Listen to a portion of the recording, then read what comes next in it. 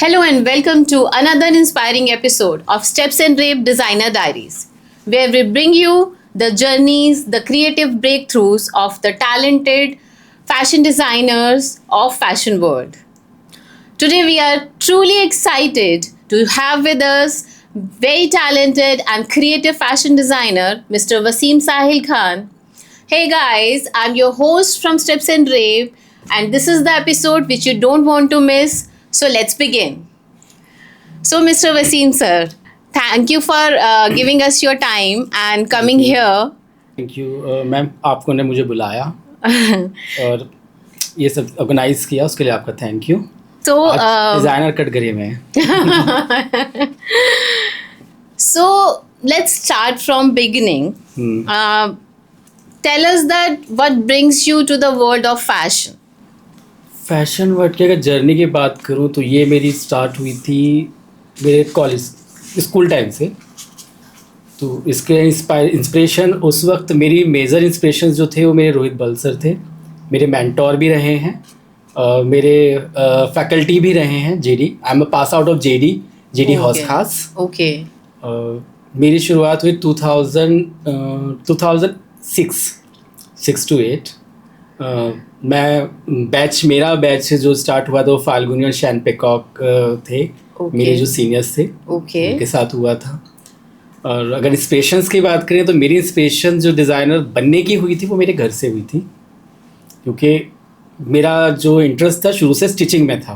तो आप बचपन से सोचते थे कि आप फैशन डिजाइनर बनेंगे? डिज़ाइनर तो पर हाँ, स्टिचिंग का था. बट जैसे जैसे पता चलता रहा इसके बारे में, कुछ सर्चिंग करी, कुछ बातचीत करी. उस वक्त जब मेरा स्टार्ट था तब लड़के नहीं आते थे डिज़ाइनिंग, बहुत कम थे. और अगर कोई लड़का स्टार्ट करता भी था तो बहुत अच्छे अच्छे अल्फाजों से उसको इंट्रोड्यूस किया जाता था. तब वही सब फिर घर वालों से डिस्कशन किया कि मुझे ये बनना है. तो मना किया गया कि नहीं, ये लड़कों का फील्ड नहीं है कि फैशन डिज़ाइनर बनना है ये वो. बट वो ये कि जब आदमी ठान लेता है करने के लिए तो फिर पीछे हटता भी नहीं. फिर वहाँ से धीरे धीरे पहले घर के कपड़ों से स्टार्ट किया. फिर मेरे एक दोस्त थे तो उनकी वाइफ के लिए किया. जब चीज़ें अच्छी होने लगी, और घर वाले तभी तक खिलाफ होते हैं जब तक पैसा ना है. जब पैसा आ जाता है फिर उन्हें दिखाई नहीं देता कि क्या प्रोफेशन है क्या है. वहाँ से भी फिर तब तक मुझे नहीं पता था कि इसके अंदर कोई पढ़ाई और ये सब कुछ है. फिर मुझे एक ऐड हुआ था. मैं मेरठ से बिलोंग करता हूँ, यूपी से. तो उस वक्त जीडी का नया इंस्टीट्यूट खुला था मेरठ में. अच्छा. तो उनका एक सेमिनार था. उस सेमिनार में गया था तो वहाँ की जो फैकल्टी थी पारुल चौधरी में, उनसे बात हुई, उन्होंने कॉन्फिडेंस दिया, तब मैंने ये चीज़ें स्टार्ट करी. तो कॉन्फिडेंस इन द सेंस कि फर्स्ट तो फैशन डिजाइनिंग कर सकते हैं और दूसरा मेल फैशन डिजाइनिंग कर सकते हैं. वो टास्क था कि मेल, क्योंकि जिस वक्त हमने किया था उस वक्त मेल नहीं था. और जिस इंस्टीट्यूट में मैंने स्टार्टिंग करी थी वहाँ सिंगल मेल था. 22 लड़कियों में एक लड़का. तो वो रहता ना, चीज़ होता है कि जब घर के बीच में एक माइंड सेट होता है. हम एक मिडिल क्लास फैमिली से आते हैं तो एक माइंड सेट होता है कि लड़का ये करेगा तो उसके अंदर ये चीज़ अभी चेंजेस आ जाएंगे, ये सुनने को मिलेगा, ये सुनने को नहीं मिलेगा. तो है. बट ये बहुत अच्छी चीज़ है कि आपने हमेशा अपनी इंस्टिंक्ट की सुनी, अपने डिज़ायर की, अपने पैशन को चूज़ किया और आपने डिज़ाइनिंग को कंटिन्यू किया. बचपन से ख्वाब था कि हाँ इसी में कुछ बनाऊंगा. लेकिन हाँ, जब पता चला इसकी कोई पढ़ाई भी है, क्योंकि उस वक्त मैं 12th में था जब मेरा ये सब चला था. तो फिर जब पता चला इसकी पढ़ाई है तो फिर पढ़ाई पूरी करी. तो जैसे आप कॉलेज में गए तो वहाँ पे मेल डोमिनेंस तो नहीं होता होगा, मोस्टली फीमेल्स ही होती होंगी जो फैशन डिजाइनिंग की पढ़ाई कर. था. लेकिन हाँ, मेरे में यह था कि मुझे कुछ नया सीखना है. तो क्वेश्चन आंसर के मामले में जैसे बच्चे आते हैं, अब टीचर्स के सामने सवाल जवाब नहीं थे, बट हमारे अंदर सबसे बुरी एक वो थी कि ये चीज़ अगर बोतल रखी है तो क्यों रखी, कैसे रखी, क्यों आई, कैसे आई, कहाँ से निजात हुआ, कैसे, वो सब चीज़ों का था. सबसे ज़्यादा क्वेश्चन आंसर हम पूछते थे. तो लड़कियों के भी वो हो गए, फेवरेट हो गए, तो टीचर्स के भी हो गए कि वो नई सवाल निकाल के ला रहा है. फिर कंपटीशन अगर होते थे तो कंपटीशन में सबसे पहला मैं कूदता था. अब वो उसका फंड कहाँ से रेज होगा या बनेगा कैसे, वो बात की बात है, लेकिन करना है तो करना है. हाँ, तो ये जो आपका था कि करना है तो करना है, ये सबसे बड़ा इंस्पायरिंग थॉट आपका रहा कि आप डिजाइनर बन गए. हाँ, अदरवाइज बना नहीं था. शुरुआत थी, शुरुआत वहाँ से मेरी 5 साल इसके ऊपर बराबर स्ट्रगल रही है, फाइट रही है, तब जाके 5 साल के बाद फिर लोगों ने जानना शुरू करा, पहचानना शुरू करा। जैसे आप उस कॉलेज में गए और वहाँ पे मेल डोमिनेंस उतना नहीं था, फीमेल्स थी, तो वहाँ पे आपको कैसा वो हुआ कि कितना सपोर्ट मिलता था फैकल्टी की तरफ से? फैकल्टी के सब सपोर्ट, जैसे मैं बताया चौधरी मैम, उनसे मेरा इंटरेक्शन ज़्यादा था अकॉर्डिंग टू अदर, क्योंकि उन्होंने जब मेरे कुछ क्वेश्चंस थे जो मैंने उनसे पूछे थे, उनका एक सवाल था, तू इस फील्ड में आ रहा है, 2 चीज़ें छोड़ के आ, शर्म छोड़ के और हेजिटेशन छोड़ के, अगर तू छोड़ सकता है तो करे। मैं उस टाइम में बहुत शाय हुआ करता था, अब नहीं बट था। उन्होंने समझाया, वो चीज़ें क्लिक करी तो आगे बढ़ना आसान रहा। मैं उस टाइम पे ये था कि किसी लड़की से भी बात कर रहा हूँ तो तब भी न नज़रें झुका के होता था। तो तब मैम ने समझाया कि अगर तू ये चीज़ करेगा तो तू, यहाँ तो लड़कियाँ को कपड़े डिज़ाइन करने हैं। हाँ। तब तक हमें ये भी नहीं पता था कि डिज़ाइनर ही वेयर कराता है अपने डिज़ाइन मॉडल्स को। हमें ये था कि डिज़ाइन करके दे दिया, वो खुद जाएंगी, पहनेंगे और आ जाएंगी। बट वो नहीं था। तो 2007 में मैंने और मैम ने एक एफर्ट लगाए थे। हम लोगों ने एक फ़ोटोशूट ऑर्गेनाइज़ किया था, जो मेरठ में ही था। 2 मॉडल अरेंज करी, क्लास अपने जो हमारे डीन थे उस वक्त थे लेट आरसी दलाल सर, जो जेडी के मेन मालिक थे। तो उनसे बात हुआ, उन्होंने ऑर्गेनाइज़ कराया। 2 मॉडल प्रोवाइड हुई थी हम लोगों को, एक रशियन थी, एक अफ्रीकन थी। पहली बार हमने वो चीज़ देखी कि ये मॉडल्स क्या होते हैं। तो डिज़ाइन करा। फिर हमें एक टास्क दिया गया था कॉन्टेस्ट की, जो सबसे अच्छी ड्रेस जिसकी होगी वो मेरठ इंस्टीट्यूट रिप्रेजेंट करेगा अपने एनुअल शोज के अंदर। तो वहां से मेरा पहला स्ट्रगल स्टार्ट हुआ। मतलब वो आपका एक फर्स्ट ब्रेक थ्रू था एज अ एक्चुअल डिजाइनर, जिसने अपने डिजाइन्स मॉडल्स पे रिप्रेजेंट करे। वो मेरा पहला इंस्पिरेशन थी, पहला मेरा टास्क था जो मैंने किया। हम उसके अंदर हम 18 स्टूडेंट थे जिन्होंने पार्टिसिपेट किया था। हमारे ग्रुप्स भी बने थे, किसको सोलो करना है सोलो करो, ग्रुप्स करना है ग्रुप्स करो। तो मैंने सोलो टास्क लिया था।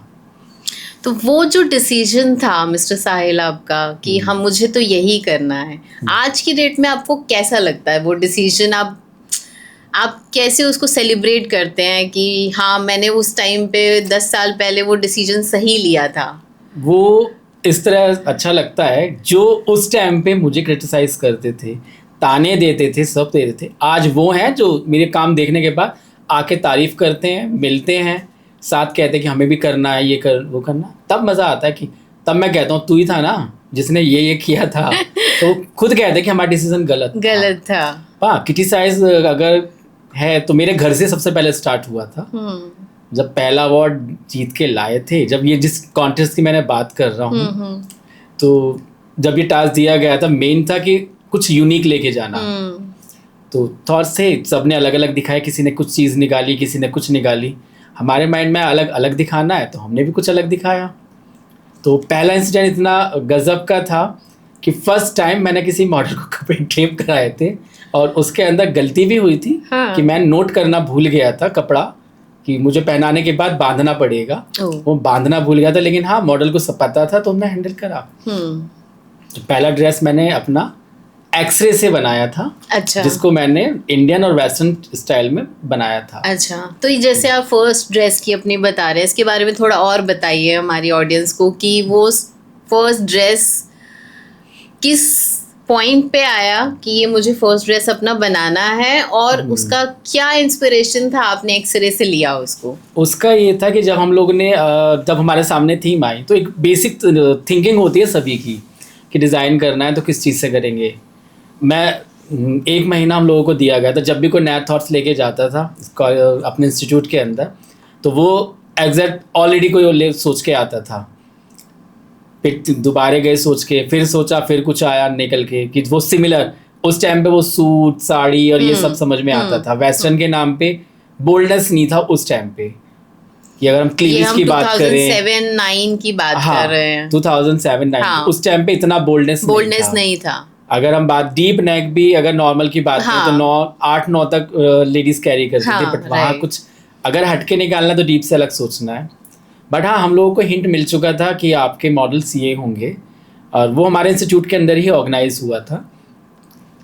अब नए लेके जा रहे हैं, फिर वो मैम से डिस्कस किया, मैम सब ये ला रहे हैं ना, तू क्या सोचता है? मैं ये सोचना चाह रहा हूँ कि जो मैं लेकर आऊँ वो थोड़ा अलग हो, डिफरेंट हो, अगर मुझे जीतना है। वो मैम ने बोला कि डिफरेंट लाएगा तो ही जीतेगा। कॉमन डिजाइनर वो होता है जो सोच से परे लेकर आए, जो इनोवेटिव सोचे। और नया दोगे तभी मार्केट में हाँ। चलोगे, नया नहीं दोगे तो तुम भीड़ का हिस्सा बन के रह जाओगे। घर गए, सोचा समझा, देखा तो सामने, आंखें बंद, डीप ब्रेथिंग, आंखें खुलने में चलो जो हाथ में आता है वो देखते हैं, नजर एक्सरे पे गई उसी को लाए। अब उससे ड्रेस कैसे बनानी है, एक्सरे सोच लिया। अब उस पर ना मशीन चले ना कुछ, उस टाइम पे उस तरह की जो आज एडवांस मशीन है तो वो भी नहीं होते। हमारे घर पे वो हाथ की मशीन हुआ करती थी, तब उसी से करना है। तो एक बिकनी डिजाइन करी थी, पहले वो कट करके फैब्रिक से करा, उसके ऊपर आपका सीक्वेंस वर्क करा। अब वो बन तो गया, अब उसके नीचे के फिर हमने रैप राउंड स्कर्ट थी, उसको अलग से डिजाइन करा। फिर लेके गए, प्रेजेंट करा, वो पास हो गया। फाइनली वो पास हो गया, फिर शोकेस करा। फिर जब सबके सामने रिप्रेजेंट हुआ तो किसी ने साड़ी बनाई, किसी ने लहंगा, एंड तक रिवील नहीं किया था। तो जब हमारा उसके सबमिशन भी था तो इंडिविजुअल हम लोगों को बुलाया गया था कि डिजाइन एक दूसरे के नहीं दिखेंगे। तो जब रिप्रेजेंट हुआ तो जो हमारे जो हेड गए थे, इंस्टीट्यूट हेड थे मिस्टर राशिद, उन्होंने अप्रिशिएट किया, अवार्ड मिला। जब पहला अवार्ड लेके घर गए, घर वालों का पहला रिएक्शन कहाँ से खरीद कर लाया अच्छा, उनको यकीन ही नहीं हुआ कि ये हमारे बेटे ने बनाया है। वो ये कह रहे क्या बना रहा है, क्या हो रहा है, इसका कब लेके जा रहा है, ये वो सब था। फिर अपना इंस्टीट्यूट रिप्रेजेंट करने के लिए मौका मिला तो हमने दिल्ली में किया। उस वक्त मेरा पहला फैशन शो होटल अशोका में था। मतलब पहले बड़ा ब्रेक थ्रू मिला, पहला ब्रेक थ्रू मुझे वहां से मिला जो मैंने होटल अशोका में करा था। तो वो भी फैशन रनवे था? हाँ, प्रॉपर रनवे था। उसके अंदर उस वक्त फैशन मूवी आई थी। अच्छा, उस वक्त जब मैंने किया था। अच्छा, ये फैशन मूवी के टाइम पे अगर हम देखें तो उस टाइम पे आई थिंक रनवेज वगैरह इंडिया में तो उतने पॉपुलर नहीं थे। उस टाइम पे 2 थे, लैक्मे, वेल्स। हाँ, ये बड़े, हाँ, लैक्मे फैशन वीक और यही सब करते थे। तो जैसे आपने अशोका होटल में किया तो कितना गैदरिंग आपको मिला वहां पर? पूरा हॉल, क्योंकि वो जो ब्रेक थ्रू मिला था वो हमारे कॉलेज इंस्टीट्यूट के एनुअल शो पे मिला था। अच्छा। तो उसमें मैं मेरठ एकेडमी को रिप्रेजेंट करने गया था। तो वहाँ पे मोस्टली फैमिलीज और ये फ्रेंड्स, उसमें इंडस्ट्री के थे। उन्होंने एक शो से एक दिन पहले एग्जीबिशन रखा था जिसके अंदर में बायर्स, कोऑर्डिनेटर्स मिले, बायर्स आए, सप्लायर्स आए, कुछ प्रोडक्शन हाउसेस भी थे जो वहाँ आए थे, जिन्होंने हमारे डिजाइन हम लोगों को सेलेक्ट किया। तो जैसे अब वही कि वहाँ जाना था। अब दूसरा टास्क, मेरठ लेवल जीत लिया, अब उस लेवल पे कैसे जीत के आना है, क्योंकि वो ऑल ओवर इंस्टीट्यूट, इंडिया के इंस्टीट्यूटों का कंपटीशन था। उसमें हमारे सेलिब्रिटी उस टाइम पे शरद कपूर, मधु भंडारकर, सिल्वी, मतलब बिग नेम्स, ये सारे उस टाइम पे वहाँ के सेलिब्रिटी गेस्ट थे। सिल्वी भी थी, डैन रथ उस टाइम पे थी। और उस वक्त पे हमारे अगर पूल मॉडल्स की बात करें तो उस वक्त दीपिका एज अ मॉडल हम लोगों के इंस्टीट्यूट में थे। सौरभ रॉय, दीपिका, जो आज बड़े नाम है, उस टाइम पे वो अवेलेबल थे। तो वो किया। तो थोड़ा सा मैं पीछे जाना चाहूंगी, जब आपने वो अपना कॉलेज टाइम पे जीता, आप कितना कॉन्फिडेंट थे अपने डिजाइन को लेके, और जब आपने जीता उस मोमेंट को, उस टाइम पे आपने क्या फील किया? टू बी फैनी, उस वक्त मैं ड्रेस को लेकर बिल्कुल कॉन्फिडेंस नहीं था, बना दिया क्योंकि वो बोल्ड और रिवीलिंग पहली बार मैंने इंडिया से निकाला, और इंडिया में इतना रिवीलिंग चलता नहीं है। टोटल उस वक्त प्रॉपर मीडिया कवरेज थी। अगर दिल्ली होता तो मैं कॉन्फिडेंट होता, बट मेरठ जैसा छोटा शहर, और वो जो सोच आज भी वही है, थोड़ी चेंज हुई है, बट कुछ इलाकों में वो आज भी वही मेंटालिटी है। तो वो था कि ये क्या रिएक्शन जाएगा, कैसे इसको लिया जाएगा। डर भी था कि लोग क्रिटिसाइज ना कर दें, ऐसा ना हो कि ये क्या ले आया और ये नंगापन है, ये वो। क्योंकि हमारे इंडिया में देखा जाए तो एकदम से कंट्रोवर्सी भी एकदम से हो जाती है किसी भी चीज को लेकर के। और एक और चीज, दूसरा, ये पहला ये ले लिया, इसके बाद एक और बड़ा कहते हैं ना उड़ता तीर लिया था उस टाइम पे। फर्स्ट टाइम इंडिया में अबाया स्टेज पे रिप्रेजेंट किया था बहुत बड़ा टास्क लिया था। उस वक्त तो मेरे पीछे बहुत सारे पड़ गए थे कि मेरा मॉडल रैंप पर बुर्खा पहन के आई और उसने वो बुरखा रैंप पर रिवील करा, देन उसके नीचे मेरा अटायर था। Okay okay okay. उस चीज़ को लेके बहुत प्रोपेगेंडा हुआ था उस टाइम पे। वो 2009 में किया था मैंने। और जब फैशन मूवी उसी टाइम आई थी हाँ, शायद, वो उसके है ना? मेरे वो हमारे उसके इवेंट के बाद आई थी। बाद आई थी। तो फिर जैसे ये सब हुआ तो कैसे आपने हैंडल किया उस सब क्रिटिसिज्म को? हैंडल ये किया, अगर मैं कैद हो गए निकल के नहीं भागे, अकेडमी छोड़ दी, क्योंकि वो अच्छा। सोच होती है ना हिंदू मुस्लिम वाली, हाँ। वो पीछे पड़ गई। बुरखा क्या कर रहा है हमारा, ये वो फलाना। हाँ, हमारा मैंने ट्रेडिशन डिजाइन ये किया। है और आपने ये रिवीलिंग इस हाँ, तरह वो से सब ले आए, सामना किया था। थोड़ा रिलीजियस वो सब वो सब चीजें, सामना किया था। तो थोड़ा फिर मुश्किल रहा होगा वो आपके रहा। लिए। फिर उसके बाद जो मैम थी उन्होंने बहुत सपोर्ट किया अच्छा। कि ये होता है, थोड़ा स्ट्रांग बन, सामने बात रख। फिर वो बात रखी, समझाया, करा। फिर धीरे धीरे धीरे धीरे वो चीज़ें निकलती गई। तो वो कैसे, मतलब थोड़ा मीडिया में आपको बोलना पड़ा कि मीडिया में बोलना थोड़ा पड़ा। जस्टिफाई करना पड़ा, लोगों मीडिया को पे बोलना समझाना? पड़ा, क्योंकि जिस वक्त ये इवेंट हो रहा था उस दिन मीडिया मौजूद थी। अच्छा। और फिर मीडिया ही पीछे पड़ गई। तो फिर हाँ, समझाया जब उनके सामने पॉइंट रखा। हाँ। वो फिर उस चीज को समझा जो गलत सोच रहे थे, बट फिर उन्होंने समझा कि हाँ ये चीज है, मैं ना, मेरा काम डिजाइन करना है। मैं अगर अपना डिजाइन रिप्रेजेंट नहीं करूंगा तो कौन मुझे सेल करेगा? सही बात है। और उस चीज को सेल कराने में सबसे बड़ा योगदान मैंने कहा आप लोगों का ही है। हाँ। अब उस चीज को कैसे दिखाना कैसे नहीं दिखाना आपके हाथ में है। आप ही लोग कस्टमर हैं, आगे चल के आप ही लोग ने खरीदा भाई आप ही लोगों के थ्रू बिजनेस मिलना है। सही बात है। आज अगर हम बात करें बिजनेस की तो आधे से ज्यादा बिजनेस तो मीडिया के थ्रू ही मिल रहा है ना। Correct, social correct. मीडिया के। पहले बायर्स कोऑर्डिनेटर शॉप पे आते थे, अब ऑनलाइन देखा, बुक करा, घर ही पहुंच जाता है। Very nice. मतलब काफी अभी तो शुरू नहीं हुआ, काफी कुछ, और मुझे अभी इतना सब कुछ सुनने मतलब काफी इंस्पायरिंग लग रहा है आपसे बात करते हुए कि मेरठ से छोटी सी जगह से निकल के और आप दिल्ली में आ गए हैं और एकदम से इतना कॉन्फिडेंस। आई थिंक उसके बाद नहीं कॉन्फिडेंस लूज हुआ मेरा, फिर तो करना है। जब शुरू में ही इतना सब देख लिया, मीडिया को समझा दिया, then you were confident enough कि हाँ अब मैं कर लूंगा। फिर जब दिल्ली वाले शोज करे तो वहाँ नए नए टास्क आते रहे, करते रहे। स्टार्टिंग मैंने कंपटीशन से करी है। रनवे मैंने बहुत टाइम के बाद किया है। वो एक जो अशोका वाला रनवे था उसके वो भी बाद कॉन्टेस्ट था। अच्छा, वो भी कॉन्टेस्ट हाँ, ही ऑल था। ओवर इंडिया के जो इंस्टीट्यूट थे हमारे, उसमें उनका कॉन्टेस्ट था। अच्छा। तो उसकी ड्रेस और भी इंस्पायरिंग थी। हाँ। तो आप हमें थोड़ा सा अशोका में जो आपका फर्स्ट कॉन्टेस्ट हुआ, आप उसके बारे में थोड़ा और डिटेल में हमें बताइए।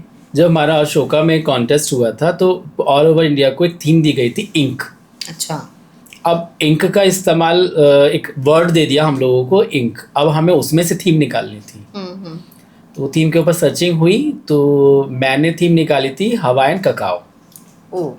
बेसिकली हवाईन ककाओ एक था आइलैंड, आपका अफ्रीकन में एक आइलैंड था। उस वक्त एक टैटू निजात किया था उन लोगों ने। अच्छा। तो अलग अलग कहते हैं ना, अलग अलग चीज़ों के अलग अलग तरीके से वो टैटूज निकालते थे।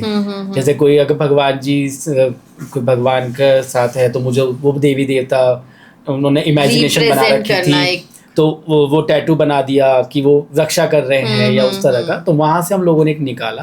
तो मैंने अपने थीम का नाम रखा था हवाईन ककाओ। फिर वहाँ से हम लोगों को उनसे इंस्पायर करके करना पड़ता था कि वहाँ की क्या लिपि थी। अच्छा। किस तरह के वो अटायर पहनते थे, किस तरह के वो लोग, आदिवासी, बेसिकली वो थीम आदिवासी से थी।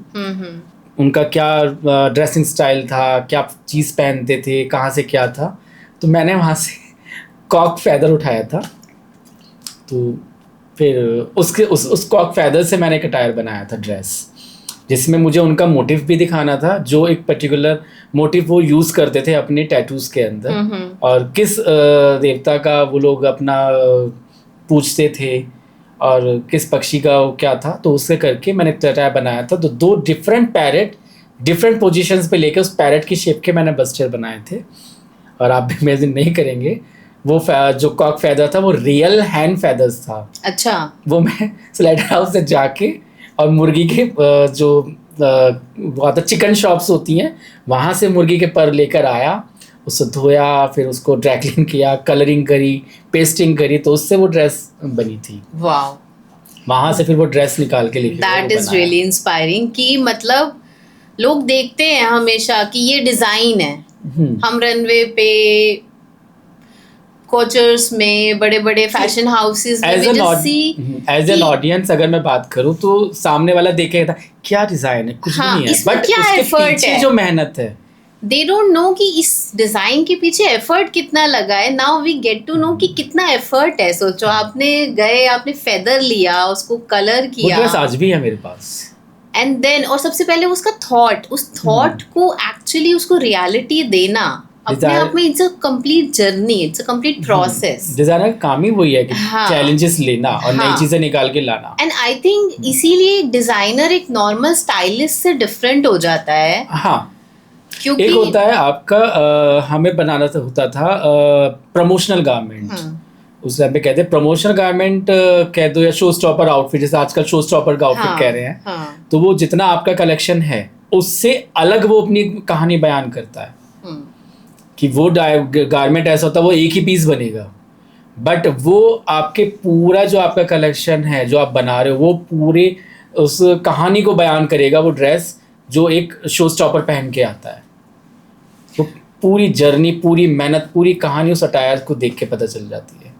ये शो स्टॉपर ड्रेस और शो ओपनर ड्रेस दो स्पेशल ड्रेस होती ये अब है हो गई. किसी भी रनवे की. ये अब हो गई हैं. तो ये उस क्यों, वक्त- मतलब क्यों इतना इम्पोर्टेंस है इसका, इतना ये- हर कोई शो स्टॉपर बनना चाहता है, तो वो उसका कितना कितना इम्पोर्टेंस है?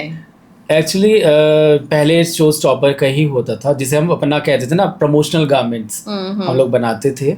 बट ये शोज अपना शो स्टॉपर, स्पेशल वॉक, ये अब जैसे जैसे ट्रेंड चेंज होता जा रहा है तो ये चीज़ें ऐड ऑन होती जा रही हैं. अच्छा. शो स्टॉपर इसलिए कहते हैं कि पूरे कलेक्शन का जो एक डिज़ाइनर का जो पूरा कलेक्शन है वो उस एक ड्रेस पे डिपेंड करता है. मीडिया को अगर मैं कोई रनवे करूँ तो मीडिया उस शो स्टॉपर आउटफिट का वेट करते हैं, क्योंकि वो इकलौती ऐसी वाहिद ड्रेस होती है जो हमारा तौर से, हमारी प्रेजेंटेशन, हमारी कहते हैं ना कलाकारी, इमेजिनेशन, वो सब कुछ बयान करती है. ओके. तो एक मतलब तरीके से कह सकते हो कि वो हमारा कहते हैं ना सुपरस्टार ड्रेस है जो लास्ट में आता है. तो मतलब 90% थॉट प्रोसेस उस ड्रेस में होता है, बाकी आपका कलेक्शन. वो ये उसके कह सकते हो पीछे कि वो ड्रेस एक मेरे लिए, क्या हूँ बाकी का नहीं पता, पर मेरे लिए मेरी वो ड्रेस एक कहते हैं ना एक मेरा बच्चा है. हाँ, और close to बाकी my सब heart. उस बच्चे के साथ जॉइंट करे थे. कहते हैं ना हर माँ बाप का एक चहीता एक बच्चा होता चाहिए है, बच्चा है वो आपका. चाहे वो बड़ा हो चाहे छोटा हो. अब किसी का बड़ा बच्चा है तो शोज ओपनर पे आ रहा है, किसी का छोटा बच्चा है तो शो स्टॉपर पे आ रहा है. तो वो है. अच्छा, थोड़ा सा ऐसे बताइए कि एक नॉर्मल जो लोग हैं जो आज की डेट में इंडस्ट्री में स्टाइलिंग करते हैं, लेकिन एक फैशन डिज़ाइनर है जो इस ड्रेस को देख रहा है, आज की डेट में फैशन वर्ल्ड को देख रहा है, उसमें एक फैशन डिज़ाइनर की आईज में एक ड्रेस को देखने का नज़रिया और किसी भी एक नॉर्मल जनरल पीपल जो होते हैं वो स्टाइलिंग करते हैं लेकिन उसमें वो डिज़ाइनिंग नहीं है, तो उसमें क्या डिफरेंस है? मतलब अगर मैं नॉर्मल लेमैन समझना चाहूँ तो डिज़ाइनर कैसे स्टैंड आउट करता है उस जगह पे? अगर बात जैसा आपने मुझसे पूछा कि डिज़ाइनर और स्टाइलिश में डिफरेंस, एक डिज़ाइनर की एक कहते हैं ना एक सोच, भाई मुझे अगर डिज़ाइन करना सबसे पहले मैं मार्केट फोकस करूँ, मेरा कस्टमर कौन है, मेरे लिए पहले वो इम्पोर्टेंट है कि मुझे जो ड्रेस बनानी है वो क्या, मेरा कस्टमर क्या है. मेरा कस्टमर हाई क्लास है, मेरा कस्टमर लो पे है, या मेरा कस्टमर अपर क्लास है, मिडिल क्लास है. वो अब दो चीज़ें आगे, अगर मेरा कस्टमर हाई क्लास है तो मुझे उस लेवल पे सोचना कि भाई मुझे उसे देना है. एक कस्टमर चूज़ कर लिया. दूसरा, वही कस्टमर 10 दुकानों पे जा रहा है, बट मुझे वो कस्टमर मेरा आउटफिट परचेज करे और वो किस लेवल तक करे, मुझे उसकी सोच तक जाना है पहले. भाई बेंगा, अगर मैं आपकी बात करूँ, आप मेरे पास आते हो सर मुझे एक डिज़ाइन कराना है, ठीक है, और वो ऐसा हो कि मुझे देख के सब देखें कि मैं अलग दिखूं. अब मुझे आप कह रहे हो कि नहीं जी मुझे चनिया चोली, मुझे अपना ब्राइडल लहंगा बनाना है. अब अगर लहंगे के बाद आगे लहंगे में 3-4 चीज़ें हैं, जैसे मुझे ब्राइडल में हैवी दे दूं, या मैं ऊपर ब्लाउज हैवी कर दिया, नीचे बॉटम लूज कर दूं, दुपट्टा 3D डाल दूं या दुपट्टा 2 डाल दूं, एक पोनी आजकल टेल वाले स्टाइल चल गया वो कर दूं. मुझे अलग दिखाना है अपने कस्टमर को. अगर मेरा कस्टमर मेरी ड्रेस वसीम साहिल खान का डिजाइन है, भाई मेरा कस्टमर सेटिस्फाई हो गया, अब वो सेटिस्फाई होगा, ड्रेस अब डिपेंड करता है डिज़ाइन. उसके कलर चूज क्या है, उसका स्टाइलिंग का वे क्या है, मैंने डिज़ाइन कर दिया। अब स्टाइलिंग की अगर बात आती है, मेरा स्टाइल करने का तरीका एक स्टाइल का है। अब सेम चीज़ आ गया स्टाइलिश का। अब स्टाइलिश उसी चीज़ को डिफरेंट तरीके से ड्रेप कर रहा है। मेरा थॉट उसको 2 तरीके से रिप्रेजेंट करने का है, लेकिन स्टाइलिश अपनी क्रिएटिविटी दिखा के उस 2 तरीके में 4 और तरीके यूज कर लिए।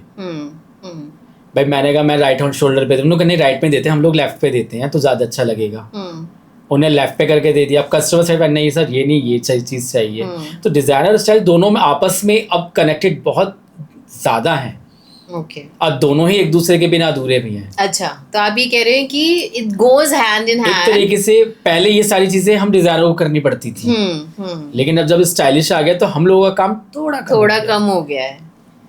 मतलब कि आपके डिजाइन्स को एक थोड़ा सा और रीडिफाइन करना काम उसके लिए वो थोड़ा सा स्टाइलिश कर देता है। तो आप लोगों का डिजाइन या आपने क्रिएट कर दिया एक थॉट को, लेकिन उसको और किस तरीके से हम उसको अब हमने उससे डिस्कस किया। अब स्टाइलिश हमारा मेरा ये बता दिया, अब हम इसको क्या क्या कर, मेरे थॉट एक अलग है, स्टाइलिश की थॉट एक अलग है।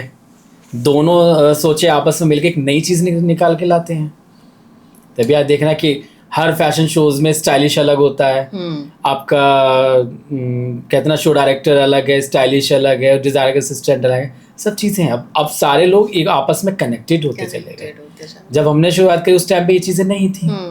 आज ये चीज़ें हैं तो हम लोगों का काम आसान हो गया।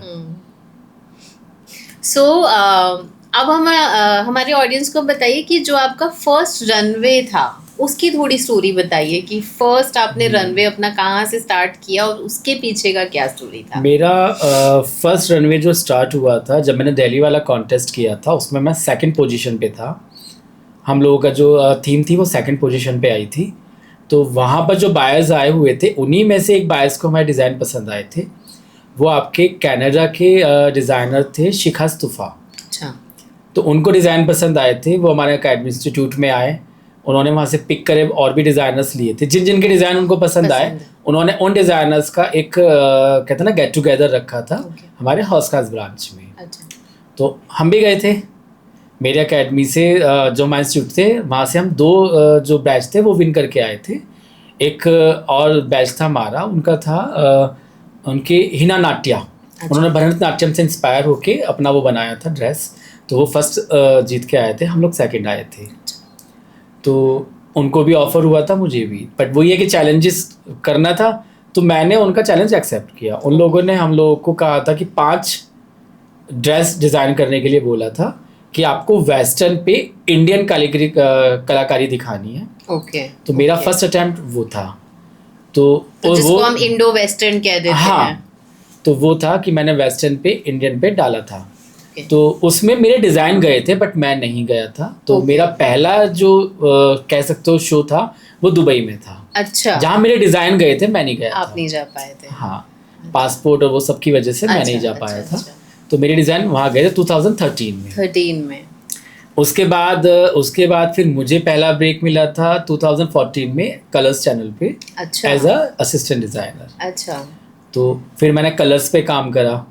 उस वक्त देवों के देव महादेव आता था। हाँ। तो वो मेरा पहला सीरियल था। ओके। उसके बाद अशोका मतलब आपने देवों के देव महादेव के लिए डिजाइन किए हैं उस टाइम पे मैं असिस्टेंट डिजाइनर था। तो वो nice. फिर मेरा आया था अशोका द ग्रेट सीरियल था, वो भी काफी उसमें डिजाइनिंग किया था, जिसमें सिद्धार्थ धूम 2 वाला एक्टर था जिन्हें आमिर खान के बचपन का रोल प्ले किया था। अच्छा। वो उसमें मेन लीड पे थे, उनके लिए किया। फिर उसके बाद एक सीरियल आया था आर्यन द सुपर हीरो। तो उसमें शेफाली जारेवाला के हस्बैंड थे पराग जारेवाला, उनके लिए डिज़ाइन हुए थे। तो वहाँ से फिर ये चीज़ें करी। उसके बाद फिर आपका 2015 में मैं वापस अपना दिल्ली आया। तो पहला रन मेरा 2015 में हुआ था दिल्ली में। हाँ। जो पहला था वेरी फर्स्ट वो आपका दुबई में हुआ। हाँ। इंडिया में आपका पहला, क्योंकि उसके बाद मेरे पास जॉब आ गई थी। अच्छा। तो मैं अपना जॉब का तब तक आपका स्ट्रगल ही चल रहा था यहाँ वहाँ, लेकिन आप प्रूव कर रहे थे हर जगह अपने डिजाइन्स को लेके, and that's really nice to know that कि जब हम किसी के अंडर में काम करते हैं ना तो वो आता है ना जूनियर सीनियर वाला कि जूनियर है इसको आगे नहीं बढ़ने करना, इसको काम दबा के रखो। तो वो था। उसके बाद फिर जब मैं वापस दिल्ली आया तो मैंने एक पीजेंट रनवे हुआ था, आपका था होटल रेडिसन ब्लू गुड़गावा। अच्छा, तो 2015 में मैंने वहाँ किया था। तो तब तक ये रनवेज वगैरह होने लगे थे इंडिया हाँ, में? इतने नहीं होते थे पर हाँ हो रहे थे। मतलब जो अभी हम बात करते हैं कि और भी रनवेज काफी सारे होने लगे, पहले other बहुत than कम Lakme होते Fashion थे। Week। जो प्रॉपर रनवे की अगर मैं बात करूं, पहले बहुत कम होते थे। पहले हाँ। ये हो जाता था कि लोग बागों ने एक अनाउंसमेंट कर दिया, एक ऑडिशन उठाया, ऑडिशन से मॉडल कंडक्ट करे पीजेंट स्टाइल में, तो वहाँ डिजाइनर को बुला लिया, कपड़े ले आओ, पहनाओ, तो वो चलता था। लेकिन एक हाँ। प्रॉपर, क्योंकि उस टाइम पे फीस बहुत ज्यादा हुआ करती थी, राइट। और एक कलेक्शन को तैयार करने में पैसा बहुत लगता है।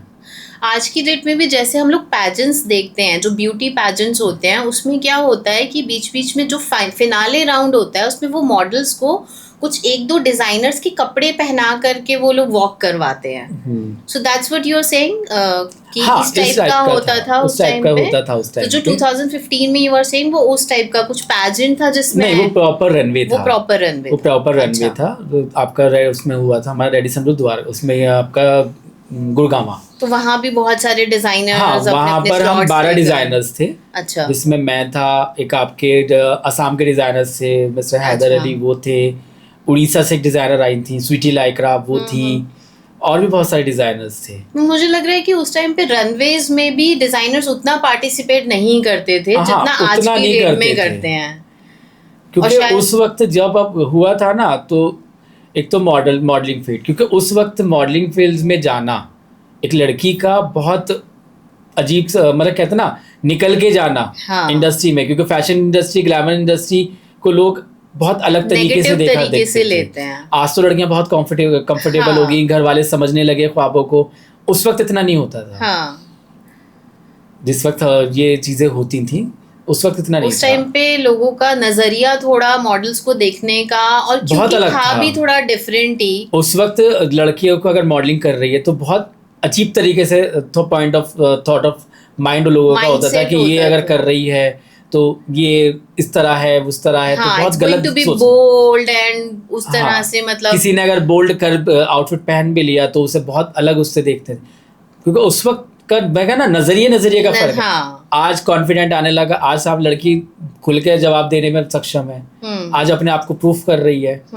उस टाइम पे बहुत फाइट थी जब हमने तो था। क्योंकि मॉडल्स की इतनी फाइट होती थी तो डिजाइनर्स भी उतना खुल करके रनवेज और वो सब नहीं कर पाते थे, ये बोल रहे हैं आप। उस वक्त बहुत वो थे, उस वक्त बस वही शोज हम लोग देखते थे। Lakme fashion week, Wills fashion week, हाँ। विल्स बंद हो गया, अब नहीं होता, पर वो Lakme। थे। बट ये दो बड़े होते थे जिस टाइम हम लोग देखते थे। उसके बाद मिस्टर इंडिया, ग्लैड्रेक्स मिस्टर इंडिया होता था, हाँ। फेमिना मिस इंडिया होता फेमिना था। मिस तो इंडिया। हम लोगों के लिए देखने का वो था जब हम देखते थे उस पे स्क्रीन पे कि नीता लुल्ला के डिजाइन आते हैं, ऋतु कुमार के डिजाइन आ रहे हैं, हाँ। अब मनीष मल्होत्रा के डिजाइन आ गए, हाँ। जो आपके रोहित सर के डिजाइन आ गए, तो वो लगता था हाँ यार कि हमें भी ये करना है।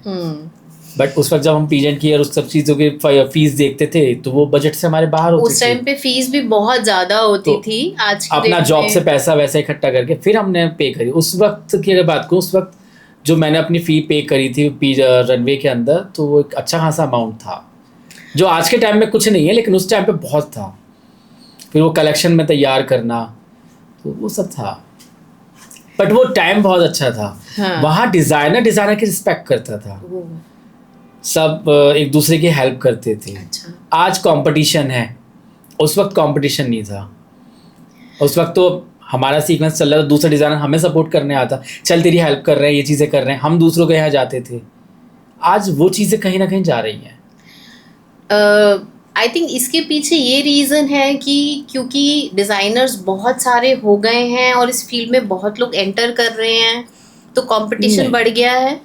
आज अगर मैं रनवे उन सब की बात करूं, आज डिज़ाइनर नहीं रहा। ओके। आज डिज़ाइनर इस चीज़ को, जो असल डिज़ाइनर है ना, उसके लिए पैशन आज भी वही है। लेकिन जो अब आ रहे हैं डिज़ाइनर्स निकले, वो कुछ डिज़ाइनर हैं, कुछ नहीं है, कुछ डिज़ाइनर का टैग लेके आ रहे हैं, तो वो बिजनेस पॉइंट ऑफ व्यू से लेके चल रहे हैं। वो बिजनेस पॉइंट ऑफ व्यू से लेके चल रहे हैं। जो आज भीड़ बन चुकी है, जो आज भीड़ बन चुकी है, वो बिजनेस पॉइंट ऑफ व्यू से लेके चल रहे हैं। अच्छा। अगर आज आप डिज़ाइनर की बात करें, तो आज भी डिज़ाइनर अपना शोकेस करने से पहले ना 4 से 6 महीने, साल भर की उनकी मेहनत होती है वो चीज़ों को करने के लिए। क्योंकि उन लोगों को अपना डिज़ाइन क्रिएट करना है, उसके पीछे बहुत मेहनत है. Not everybody can do that. और जो इतना सारे लोग आ गए हैं वो कहीं ना कहीं डिज़ाइनर्स नहीं है, लेकिन वो कंपटीशन दे रहे हैं डिज़ाइनर्स को. इज इट सो कि हाँ, इतना वो डिजाइनर को competition- कंपटीशन नहीं दे रहे. अगर मैं बात करूं, मैं विभाग हूं, मैं मुंह पे नाम भी ले सकता हूं, बट वही है कि जो चीज पर्दे में है वो पर्दे पे रहे. वो डिजाइनर नहीं है, वो दुकानदार हैं, वो अपनी दुकानें खोले बैठे हुए हैं. मतलब मैं कि डिजाइनर नहीं अगर मैं कहूंगा. ये बोलूं कि एक डिजाइनर में एक नॉर्मल चांदनी चौक में किसी किराया उस पे बेचने वाले जो लोग हैं वो भी आज की डेट में डिजाइनर्स को अपना एक आउटफिट लेके आके रनवे पे शो कर रहे हैं. हाँ, और डिजाइनर्स उसमें कहीं ना कहीं जिन भीड़ में. डिजाइनर्स की आप बात कर रहे हैं, जो अब नए आ चुके हैं, आप उनसे पूछो क्या क्वालिफिकेशन है. हम्म, एक डिजाइनर के हाथ का बना हुआ कपड़ा और एक मार्केट से सॉर्स किया हुआ कपड़ा, दोनों को आप देखेंगे, दोनों की कहानी अलग अलग बयान होती है. तो वही आप मुझे बताइए आप थोड़ा सा कि मतलब कैसे पता चले, मतलब भाई कि अब वो इतने- एज एन ऑडियंस आप उस चीज को देखें. एक डिजाइनर का जो अटायर आएगा, उसकी फिनिशिंग, उसकी डिटेलिंग, उसको पहनने का तरीका, उसको पहनाने का तरीका. बीइंग अ डिजाइनर, अगर मैं बात करूं, मुझे मेरा डिजाइन उतारना है, आप मेरा ट्रैक रिकॉर्ड निकाल के देखें. मेरा एक क्राइटेरिया होता है सटन, कि मेरे क्राइटेरिया में मुझे ये हाइट की मॉडल चाहिए, मेरा ये क्राइटेरिया है, इसमें चाहिए, तो मैं उसी क्राइटेरिया में उसी चीज़ पे जाऊंगा. अगर मैंने कोई आउटफिट, एक मेरा आउटफिट, हम स्टैंडर्ड मेजरमेंट फॉलो करते हैं. हमारे डिज़ाइन जो होते हैं 6 फीट वाला लड़का, हम एक स्टैंडर्ड साइज लिया मेल अटायर में 38 40 42 38 40 42 भी बहुत रेयर केस है, उससे ऊपर हम लोग डिज़ाइन नहीं करते. अच्छा. अगर हमारे पास कस्टमर्स हैं, एज अ कस्टमाइज हम लोग डिज़ाइन कर रहे हैं. अब अगर मैं रनवे करूंगा, फैशन वीक, फैशन शोज कर रहा हूँ, मेरे एक मॉडल्स हैं, अगर इंटरनेशनल मॉडल्स की बात करें, आप 38 40 उस पर चल रहे हैं, क्राइटेरिया है, मैं उस क्राइटेरिया के अंदर लूंगा. अगर मैं प्रोफेशनल डिज़ाइनर हूँ और मैं प्रोफेशनली कोई इवेंट कर रहा हूँ, तो मेरे क्राइटेरिया, मेरा सिनेरिया फिक्स है. और अगर मैं नॉर्मल फैशन डिज़ाइनर हूँ ही नहीं, मैं बिजनेस पॉइंट ऑफ व्यू से जाऊँ, तो मेरे लिए तो गधे घोड़े सब एक ही रेल में है ना. हाँ, मुझे बिजनेस करना है. अब बात आती है उसका डिज़ाइन करने की. भाई मैं डिज़ाइनर हूँ, मेरे पास एक सर्टन कलेक्शन है, मेरा एक सर्टन पैटर्न है उस चीज़ को फॉलो करने के लिए. एक डिज़ाइनर जब भी अपना कलेक्शन उतारेगा, वो एक सिमिलर कलर, सिमिलर स्टाइल, एक कहते हैं ना, एक ठेठ भाषा में एक बिरादरी चलती है कलेक्शन की, वो लेके आता है, पैटर्न्स लेके चलता है. हम लोग 300 शेड्स पे काम कर रहे हैं. हाँ. मैंने अगर येलो कलर चूज करा है तो उसके 300 शेड्स पे काम कर रहा हूँ. वही एक कलर, वही एक पैटर्न, वो सब चलता रहेगा. और अब अगर उसकी बात उठा के देखें, एक लड़का लहंगे में, लड़की लहंगे में आ रही है, दूसरी लड़की ने साड़ी पहनी, तीसरे ने गाउन पहना, चौथे ने सूट पहना, और वो भी अलग अलग कलर, अलग अलग थीम और अलग अलग उस पर आ रहा है. उससे पता लग रहा है कि इट्स नॉट डिजाइन्ड एक्चुअली.